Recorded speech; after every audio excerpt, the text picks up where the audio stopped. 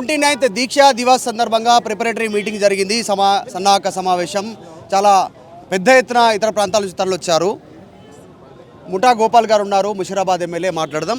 ఏం మాట్లాడారు మీటింగ్లో, ఏం సందేశం ఇచ్చారు కేటీఆర్, అసలు ఏం జరుగుతుంది, మొత్తం ప్లాన్ ఏంటి అసలు మీటింగ్?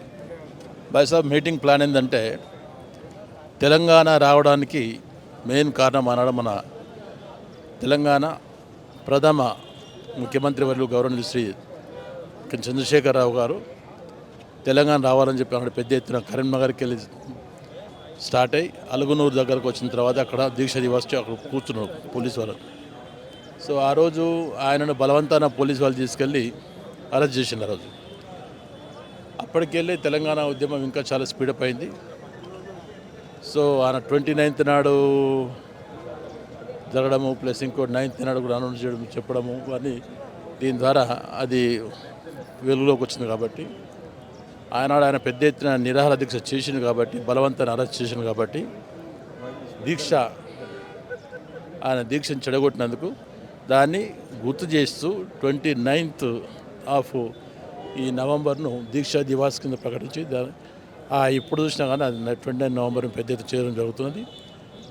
ఈ కార్యక్రమాన్ని కూడా దీక్షా దివాస్ ఆనాడు ఏ విధంగానైతే కేసీఆర్ గారు ఆ డే పోరాడడం జరిగిందో ఆ పోరాటాన్ని ప్రజలకు గుర్తు చేయడానికి, మరోసారి గుర్తు చేసుకోవడానికి ఈ కార్యక్రమం చేయడం జరుగుతుంది. ఎగ్జాక్ట్లీ. ముఠా గోపాల్ గారు, అంటే కేసీఆర్ పెద్దగా యాక్టివ్గా లేరు పాలిటిక్స్లో. ఆ రోజు దీక్షా దివాస్ రోజు కేటీఆర్ వస్తారా, కేసీఆర్ వస్తారా? కేసీఆర్ గారు ఎక్కడికెక్కడ స్టేట్ అంతా బీఆర్ఎస్ పార్టీ శ్రేణులు చేస్తూ ఉంటారు కాబట్టి కేసీఆర్ గారు ఎప్పుడు రావాలి బయటకు అప్పుడు వస్తారు, కానీ ఇప్పుడు వస్తారని చెప్పలేము మనం. ఇంతమందితో మీటింగ్ చేయాలనుకుంటున్నారు. రోజు సాయంత్రం 4 గంటల నుంచి ర్యాలీ అని చెప్పారు కేటీఆర్ ఇందాక. ఎట్లా అసలు ప్లాన్ ఏం చేయబోతారు? ఇప్పుడు ఆల్మోస్ట్ ప్రతి చిన్న ప్రోగ్రామ్ ఉన్నా కానీ బీఆర్ఎస్ పార్టీ కార్యాలయానికి పెద్ద ఎత్తున జనాలు వస్తున్నారు. ఆ 29th నాడు కూడా ఏ మాత్రం తగ్గకుండా మోర్ దెన్ ఆల్మోస్ట్ 10,000 మంది జనాభా ఇక్కడికి వచ్చే అవకాశాలు ఉంటాయి. మరి అప్పుడు ఈ బసవతారకం హాస్పిటల్ ఏతున్నదో క్యాన్సర్ హాస్పిటల్ నుండి అందరు అక్కడ జమ ఆడికి వాకింగ్ చేసుకుని ఇక్కడికి వస్తారు. మరి మహిళా సోదరి మళ్ళీ ఇక్కడ చాలా పెద్ద ఎత్తున బతుకమ్మలు ఆడుతుంటారు. వాళ్ళ కార్యక్రమాలు ఇక్కడనే ఉంటాయి. కాబట్టి ప్రతి నియోజకవర్గంలో పెద్ద ఎత్తున వాళ్ళ కార్యక్రమాలు జరుగుతుంటాయి.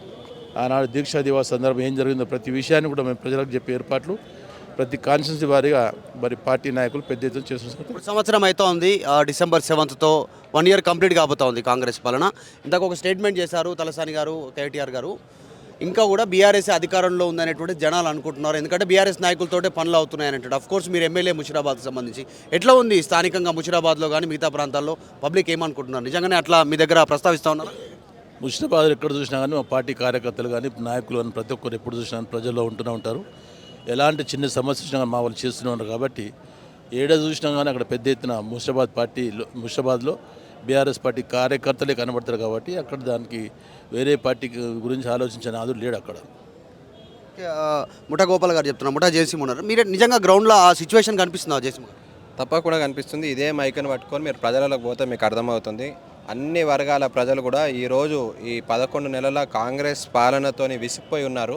ప్రతి ఒక్కరు కూడా తలుచుకునేది కేసీఆర్ గారు మళ్ళీ రావాలా. ఇప్పుడు ఎలక్షన్స్ పెట్టినట్టయితే మరి బీఆర్ఎస్ పార్టీకి 100 పైచిలకు సీట్లు వస్తాయి అనే ధీమాని ఈరోజు ప్రజలు మరి తెలియజేస్తున్నారు. మీరు చూస్తే విద్యార్థుల నుంచి, నిరుద్యోగుల నుంచి, అదే కాకుండా మీకు మహిళలు కానీ, యువత కానీ, సంపన్న వర్గాలు, గరీబోళ్ళు అందరూ కూడా కేసీఆర్ ప్రభుత్వం కావాలి, మరోసారి కేసీఆర్ రావాలి.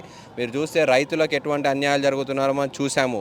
విద్యార్థులకి ఉద్యోగాలు ఇస్తాం, 2 లక్షల ఉద్యోగాలు కల్పిస్తాం, ఒక సంవత్సరంలో జాబ్ క్యాలెండర్ ఏర్పాటు చేస్తాం, Group 1 నోటిఫికేషన్స్ తెస్తాం.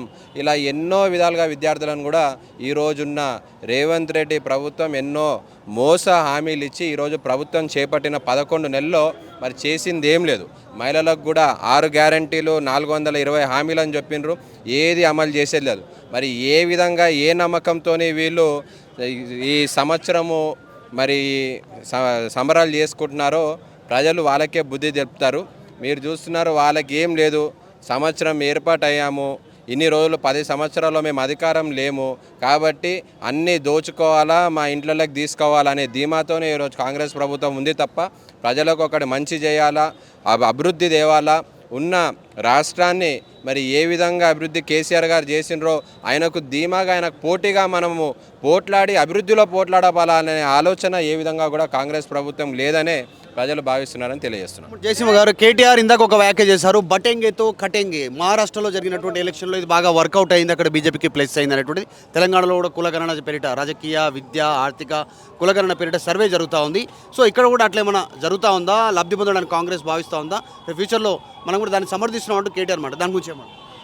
కాంగ్రెస్ ఏదైతే కులగణన చెప్పిందో ఈ ఎలక్షన్స్ కన్నా ముందు కేవలం బీసీలని తమ పట్ల తిప్పుకోవాలనే ఆలోచనతో 23% ఉన్న రిజర్వేషన్ని 42% చేస్తామని బీసీ డిక్లరేషన్లో కాంగ్రెస్ పార్టీ చెప్పడం జరిగింది. అప్పుడు అధికారం చేపట్టిన తర్వాత మరి ఎటువంటి చర్యలు కూడా కాంగ్రెస్ పార్టీ తీసుకోలేదు.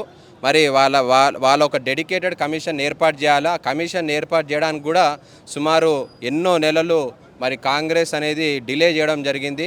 ఈరోజు కాంగ్రెస్కి కేవలం ఒక నామమాత్రంగానే మేము కమిషన్ ఏర్పాటు చేసి చూపిస్తున్నామనే ఆలోచన తప్ప నిజంగానే బీసీల పట్ల వాళ్ళకి బీసీలని అభివృద్ధి పరచాలా, వాళ్ళ స్థితిగతులని అభివృద్ధి పరచాలా అనే ఆలోచన కొంచెం కూడా కాంగ్రెస్కి లేదు.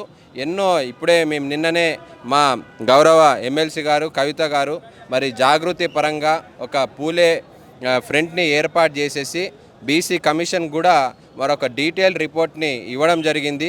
బీసీల మీద అధ్యయనం చేసి వాళ్ళ మీద ఉన్న డీటెయిల్ రిపోర్ట్ని సబ్మిట్ చేశారు. చూద్దాం రానున్న రోజుల్లో ఏం జరుగుతుందో మనమే చూస్తాం. ముఖ్యమంత్రి మీ పార్టీ వర్కింగ్ ప్రెసిడెంట్ మాజీ మంత్రి కేటీఆర్ని సైకోరామ్ అనేటువంటి స్టేట్మెంట్ చేశారు. ముఖ్యమంత్రి గారు ఏమేమి స్టేట్మెంట్లు చేస్తున్నారో ప్రజలు చూస్తున్నారు. ఒక ముఖ్యమంత్రి అనే వ్యక్తి ఆయన స్థాయిని మరిచి ప్రతి ఒక్క ప్రభుత్వ కార్యక్రమాల్లో కూడా ఆఖరికి ఒక చిన్న పిల్లల కార్యక్రమం వెళ్ళి కూడా రాజకీయాలు మాట్లాడుతున్నారు. ఆయన మనం చూస్తున్నాం, మేము బస్సులలో తిరుగుతుంటాం, ప్రజలే మా దగ్గరకు వచ్చి చెప్తున్నారు. ముఖ్యమంత్రి మాట్లాడుతుంటే మేము టీవీ బంద్ చేస్తున్నాం, ఎప్పుడైతే ఆయన మాటలు విని మా పిల్లలు చెడిపోతారని ఆయన మాట్లాడే భాష కూడా మేము వినలేకపోతున్నామని ముఖ్యమంత్రి మాట్లాడుతున్నారు. ముఖ్యమంత్రి గారికి కేటీఆర్ అంటే భయం పుట్టుకుంది. ముఖ్యమంత్రి బండుకున్నా కానీ ఆయన నిద్రలో కేటీఆరే కనబడుతున్నాయి ఆయనకి. ఎందుకంటే కేటీఆర్ గారు ఇప్పటికీ ఏదైతే మీరు ఇచ్చిన హామీలని నెరవేర్చే వరకు మీరు ఇచ్చిన హామీలు మీరు ప్రజలకు చేర్చుకునే వరకు కూడా మేము అన్ని ఇంటింటా తిరుగుతుంటాం. మీ చాతగానితనాన్ని ఎండగట్టే వరకు కూడా మేము నిద్రపోమని కేటీఆర్ గారు ఇప్పటికీ 35 పైగా ప్రెస్ మీట్లను మరి కేటీఆర్ గారు చేపట్టడం జరిగింది. ప్రతి ఒక్క ప్రభుత్వ వైఫల్యాలని మేము ఎండగడుతూనే ఉన్నాం, ప్రజల వద్దకు తీసుకెళ్తూనే ఉన్నాం. మరి రేవంత్ ప్రభుత్వం చేసింది ఏం లేదు. మీరు ఏదైతే ఎన్నికల మేనిఫెస్టోలో మీరు చేసిన హామీలని మీరు తీర్చే ప్రయత్నం మీరు చేయండి. అది మీకు చేతన కాకపోతే 10 సంవత్సరాలు కేసీఆర్ గారు చేసిన పాలన చూసి దానిని కంటిన్యూ చేసినా కానీ సరిపోతుంది. కానీ మీరేదో కొత్త హామీలు తీరుస్తామని ప్రజలకి మీ మీద నమ్మకం పోయింది. ఈరోజు ఎన్నికలు మనం నిర్వహించినట్టయితే బీఆర్ఎస్ పార్టీకి 100 పైచిలకు సీట్లు వస్తాయనే ధీమాన్ని మేము వ్యక్తం చేస్తున్నాం. ఇది ముఠా గోపాల్ అండ్ జయసింహ హుజరాబాద్కి సంబంధించి రేపు 29th ప్రిపరేటరీ మీటింగ్ దీక్షా దివాస్ సందర్భంగా ఏర్పాటు చేయబోతున్నారు. కేటీఆర్ అందులో కొన్ని సెన్సేషన్ కామెంట్ చేశారు. మొత్తానికైతే పెద్ద ఎత్తున ఈ మీటింగ్ నిర్వహించాలి, దీక్షా దివాస్ అనేటువంటిది బీఆర్ఎస్ సిద్ధమవుతా ఉంది. 29 4 గంటలకు. మరిన్ని వీడియోస్ కోసం ఛానల్ సబ్స్క్రైబ్ చేయండి. లేటెస్ట్ అప్డేట్స్ కోసం వాట్సాప్ ఛానల్ ఫాలో అవ్వండి. అండ్ లింక్ డిస్క్రిప్షన్ లో ఉంది.